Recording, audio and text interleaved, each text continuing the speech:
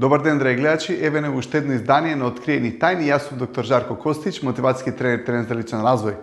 Денеска ќе зборувам за неколку работи во оваа емисија, но прво сакам да зборувам за инат. Како да се справуваме или зошто некогаш луѓето држат инат и буквално така и го велиме, држи инат. Што значи дека на некој начин и свесна акција дека он инатот го има и го држи инатот. Но ајде можеме да разговараме за инатот во два концепта. Едниот е негативен концепт, како речеме држи инат, он е заинатен и неќе да направи некој добар компромис, ај така да го речеме, неќе да попушти во неговиот став, а би требал за да има решение.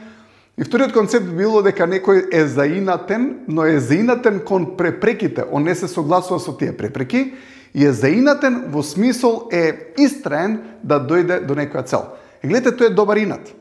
Нели, ке речат, на некој начин има и таков термин, балкански инат, на некој начин ни даваат комплимент у смисол дека некој ќе ни каже, не може и ти сакаш да направиш дека може.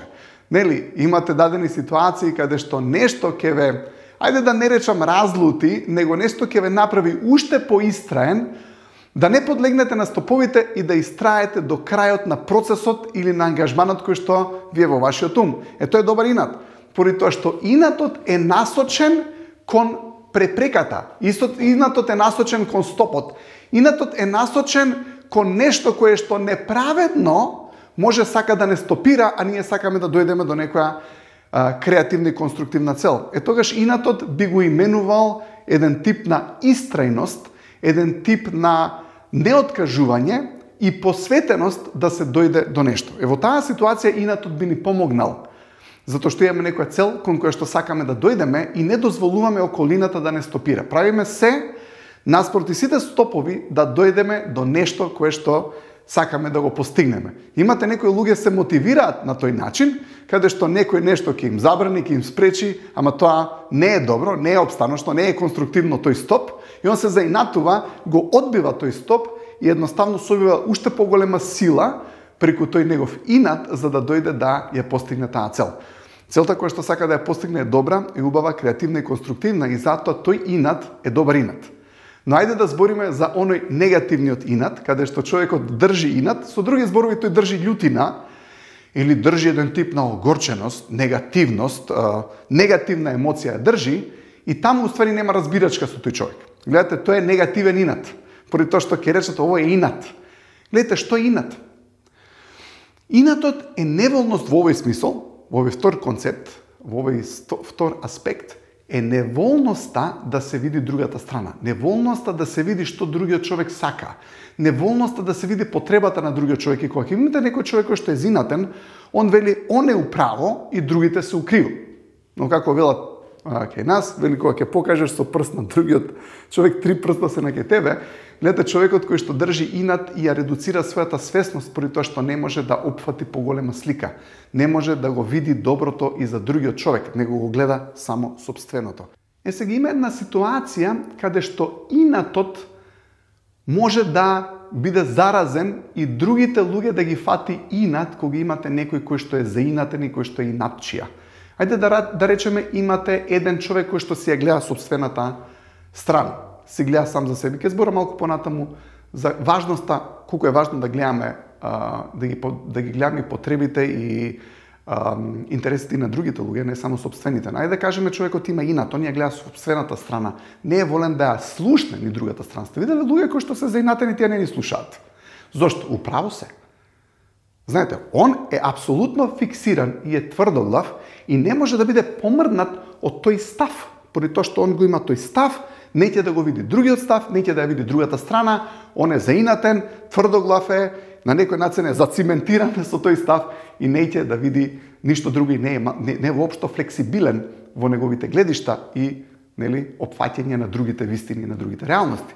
Вели, он е тој кој што е во право. Имате такви луѓе. Знаете, имате луѓе кои што секојаш ќе гледаат собствената реалност, секојаш другиот е крив. Тоа се луѓе кои што им е тешко да бидат во чевлите на другите луѓе, но кога човекот ќе се зинати секако е во таа ситуација, поради тоа што го брани нештото кое што е неговиот став, неговите гледишта, неговата реалност и е контра другиот човек. Но што се случува ако имате некој човек кој што е заинатен и тоа е таа тврдоглавост? Гледате, тврдоглаво, значи дека непопустлив е во врска со тоа. Ако имате друга страна, која што сака да го омекне тој друг став, обично што при она приоѓа со некоја убава енергија, со убава комуникација, со желба да биде добро и така натаму, но не успева. Поради тоа што оваа страна е целосно тврдоглава. Што се случува со оваа страна која што се обидува да ја омекне тврдоглавоста на првиот човек, овој е првиот човек, овој е вториот човек. Се он сака да ја омекне тврдоглавоста на првиот човек со тоа што ќе му каже убави работи, ќе сака диалог, да се разбереме и така натаму. Не успева. Гледате, оваа втората страна сега ќе ја ствати тврдоглавост. Поради тоа што е заразна тврдоглавост. Инатот е заразен. Сега овој човек држи инат предолго време. Наместо да се совлада сам себе, поради тоа што гледате кога ќе осовладаме инатот наш, зборам за овој негативен инат, тогаш се совладуваме сами себе, поради тоа што со инатот се себе саботираме. Што е инатот? Инатот вика, ја не добив нешто, сега нема да го добиеш и ти. Поради тоа што он не добил нешто, на него нешто не му е угодено, сега со инатот ќе ја разруши и другата страна. Замислете, имате ситуација каде што некој мисли дека не треба да одат на одмор таму и таму. Ајде кажеме, имате ситуација каде што еднов не мисли дека треба да идат на одмор таму и таму. Ама некакво заинатено трга на одмор. Абе, не мислите или не сте ли виделе дека ќе го разруши одморот за сите? Сега он отишол со став дека он не сака да иде таму и таму на одмор, или не ќе да излезе у тој кафич, или не сака да отиде таму и таму.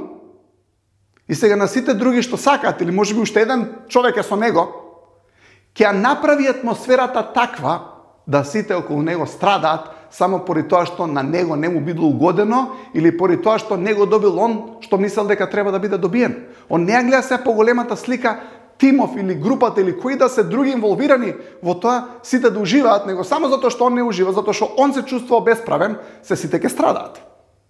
Хајде кажеме, се обидел да им го уништи одморот и им го уништува, поради тоа што идејќи на кој одмор се чувствува неубаво, неќе да комуницира, тера инат, има негативна енергија, и се прво другиве се окей, и после еден момент и они попуштаат, и нив ги фаќа инат, и нив ги фаќа љутина. И што се случува? Они бетер се заинатуваат против првиот човек кој што го држал инатот. Сега затоа што они стануваат исто така непресметливи кога имаат инат, овој го фаќа страф и он го пушта инатот. Сега он почна да го прави истото. Он се обидува да ги омекне нив и да им го оди на нив. Поради тоа што кога имате инат, ве фаќа страф, се викаш инатов е непресметливост, неразумност, дај некако да го омекнеме затоа што никој не ужива во тој инат. И тоа сте го виделе кога сте имале за инатен човек некаде, особено кога ви е некој убав момент, викенд сте отишле некаде, одмор сте отишле некаде, дури и на ручек сте отишле некаде да уживате, кога имате човек што ви е за инатен, бидете спремни дека можеби ќе се наруши целата атмосфера и целиот викенд ќе се наруши, се надевам не и целиот одмор да се наруши, и се надевам дека едноставно на тој кој што држи инат ќе му дојде разум поради тоа што тоа е доброто за сите. Гледате, доброто е за сите, преди се за него и добро е за другите луѓе, затоа што гледате кога ќе опушти инатот на него. Он сваќа дека греши и му станува криво. Затоа што он сваќа дека преку тој инат направил некоја негативна атмосфера. Направил другите луѓе да не уживаат. Направил да има кавга. И на крај кога го пушта инатот, доаѓа свесноста, доаѓа разумов, он не е горд на себе. Во една кавга, кој има најмногу контрола? Тој кој што е најразумен. Тој кој што се обидува со убаво, со лесно, со убава комуникација да ги разреши работите, и тој е тој кој што има највише контрола.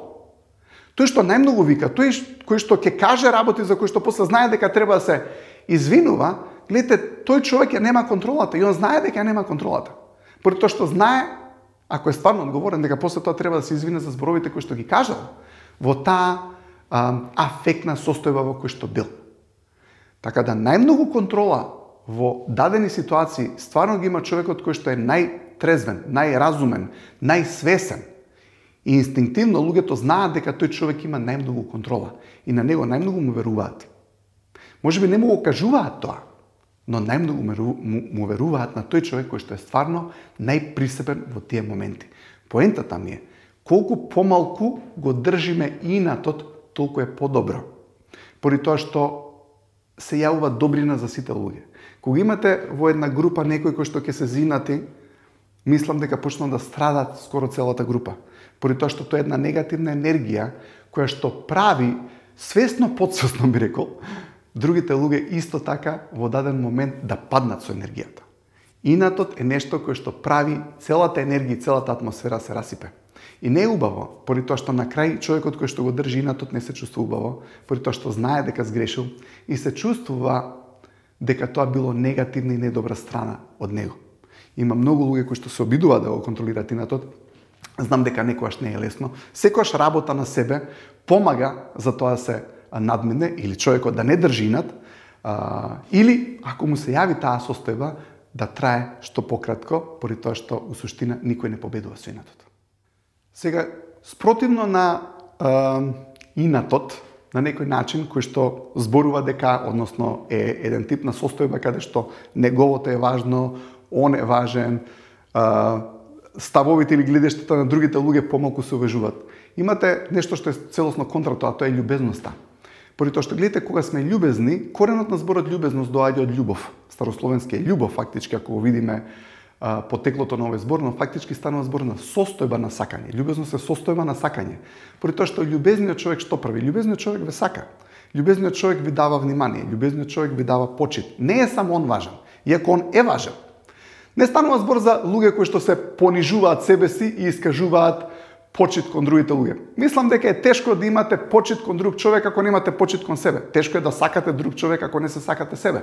Зборувам за некој кој што се сака себе, но зборувам и за некој кој што ги сака другите луѓе.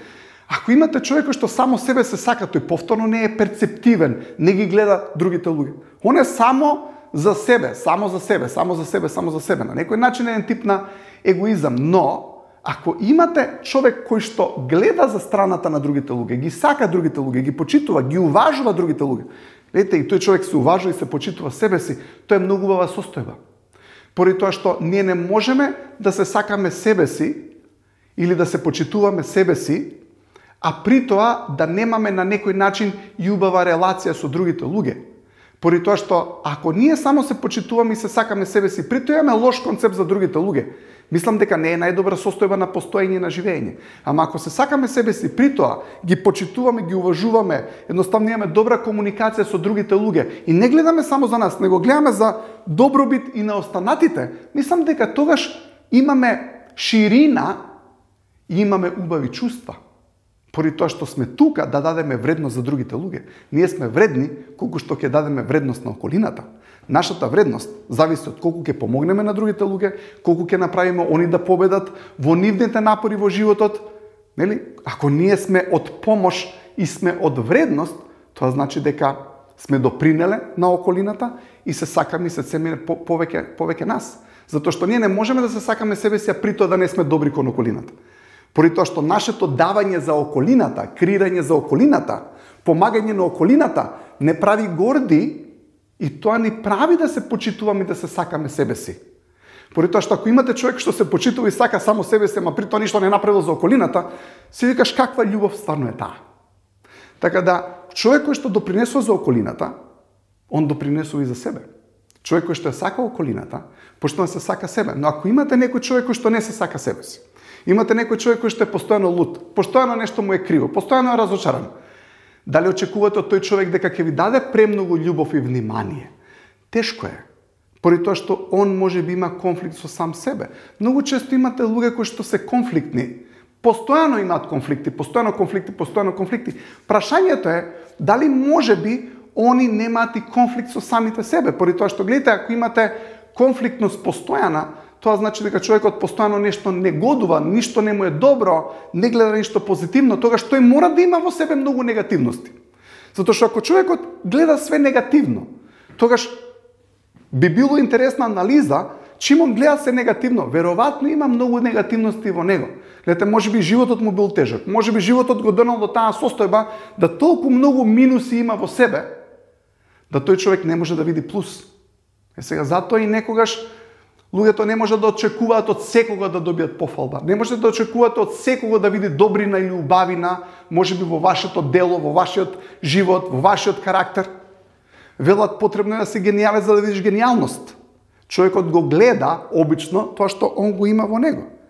И повторно ќе кажам, Убавината е во разбирањето и тие луѓе кои што се постојано негативни, ние мораме да ги разбереме дека веројатно собрале толку негативни моменти и искуства во нивниот живот, има толку многу минуси, да не може да го видат плюсот во животот. Но знаете како може човек тие негативности во себе да ги претвори малку повеќе во плюсови? Замислете, ако човекот почнува малку и дури да се форсира себе си, да почнува да ги гледа, пофалува, валидизира плюсовите околу него. Затоа што плюсови има. Ете, во овој живот имате плюсови, имате минуси. Што човекот гледа зависи од неговата состојба. Човек што е постојано во страв, он гледа страшни работи. Човек кој што е постојано среќен, он гледа среќни работи. Човек што е на некој друг тип на емоција, ќе го види тоа што он го има во него. Сега, ако имате луѓе кои што се постојано негативни, не планирајте да добиете пофалба од таму, но и тие луѓе, ако почнуваат да даваат пофалба, иако ако го прашате песимистот, он ќе ви каже дека е реален. Гледате, песимизмот прашате го дали се прави. Јас сум само реален, ќе ви рече он. Оптимистот ќе ви рече дека он е реален. Реалност е индивидуална работа. Но и ако тој човек кој што има негативни работи собрани во неговиот живот, почнува да гледа плюсови во околината, и тој човек има шанса да си го промени неговиот став. Поради тоа што, гледате, ставот е куќата духовна во која што човекот живее. Ставот е куќата духовна во која што обстојуваме. Ставот кон работите го прави квалитетот на животот. Колку човекот има по-негативен став, има по-неквалитетен живот. Имате човек што може да има еден куп материјални работи. Мислите дека сите што имат многу материјални работи се среќни, имаат убав живот? Не. Од што зависи среќата и убавиот живот? Каков став имаме кон животот? Може да имате некој човек што има многу помалку материјални работи, има многу подобар став. Тој е побогат. Богатството не се осликува само во материјалното, иако секако убаво е човекот да има убава кола, убав стан, убава гардероба и така натаму што ќе оштити од зимава.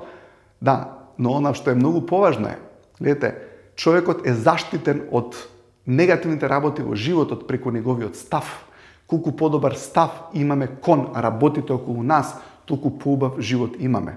Поради тоа што човекот го гледа она за кое што има даден став. Ако човекот рече Скопје е прљав град, сите прљавштини во Скопје ќе ги види.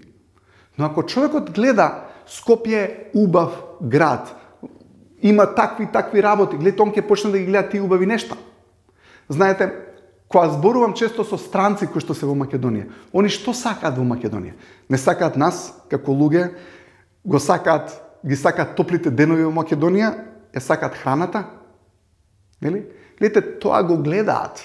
И тоа го креираат. Ќе видите често дека се отидени во ресторани, ќе видите дека се често отидени на природа, ќе видите дека сакаат да зборуваат со луѓе, дека се дружат, ќе отидат на концерти, ги гледате дека се движат низ нашава земја и низ нашата култура, ама зошто? Поради тоа што го гледаат убавото нешто. Ќе трнете некаде на пат, ќе се дупне гума, имате две опции. Да застанете во некој градче и да речете, што убаво, дојден сум на овој и ова градче, ќе си поменам убаво, ќе се отидам таму и таму наручеше, ќе се напријам можеби тука и тука кафенце, имам пријатели со кои што ќе се суштам, умеѓу време ќе однесам колата да се поправи. Ќе имате убав ден, можеби помалку ќе ви наплатат, поради тоа што имате позитивна енергија, но ако човекот дојде со негативна енергија, кај сега тука ми се дупна гума, што ќе правам у ова место? Гледате, он почнува да оди со негативен пристап, веројатно ќе му поскапо ќе му наплатат, затоа што он си го бара тоа место кај што поскапо ќе му наплатат, знаете зошто? Да си го подобри ставот, односно да си го потврди ставот што го има. Ете, во тоа место ништо не бива. Што може? Затоа што човекот ќе бара факти за да го потврди својот став. Негативниот човек бара негативни факти за да си го потврди својот став. Позитивниот човек бара позитивни факти за да го потврди својот став. Ставот е куќата во која што живееме, мораме да го негуваме нашиот став, мораме да имаме добар став, поради тоа што квалитетот на нашиот живот зависи од квалитетот на ставот кој што го имаме.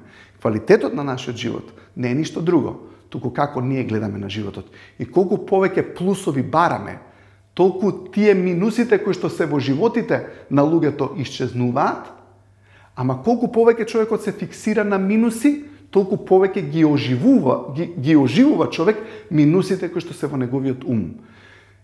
Еве, еден пример или една вежба како човекот дојде да го смени негативниот став во позитивен, да почне да ги пофалува и активно да ги бара, да ги бара позитивните работи околу него. Активно.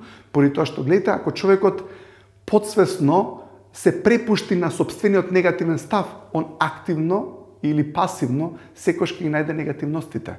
Ама ако човек има негативен став, мора активно, свесно да се фокусира на нешто што е добро, да го каже, да го сподели, да го искомуницира. И на тој начин почна да му се менува неговиот став кон позитивен. Квалитетот на животот зависи од квалитетот на ставот. Ви посакувам убав, квалитетен викенд со убав, квалитетен став. Се гледаме за една недела. Пријатно!